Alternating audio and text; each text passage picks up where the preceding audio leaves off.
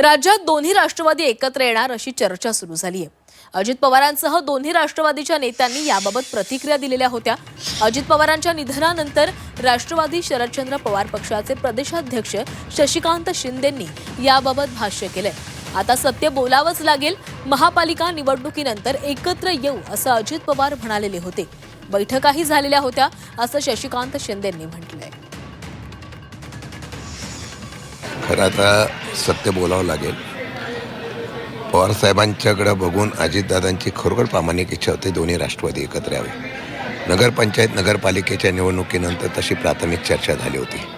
महानगरपालिकेवरून झाल्यानंतर लगेच करायचं ठरलं होतं चर्चा प्राथमिक, परंतु निवडणुकीच्या नंतर बसू म्हणून सांगितलं होतं। जिल्हा परिषद पंचायत समितीच्या अगोदर आम्ही अशा प्रकारची चर्चासुद्धा केली, परंतु जिल्हा परिषद पंचायत समितीनंतर आपण मग निर्णयाला बसू आणि एकत्र येऊन चर्चा करून निर्णय घेऊ अशा प्रकारची मानसिकता अजितदादांनी आमच्या काही लोकांची होती। दुर्दैव आहे, ते स्वप्न राहिलं। त्यांचं म्हणणं होतं कुटुंब आणि आपण एकत्र आलो पाहिजे आणि अशा पद्धतीने पुढे चाललं पाहिजे अशी भूमिका होती। सॉरी, पण ते होऊ शकलं नाही। बघू नियतीच्या काय होतं।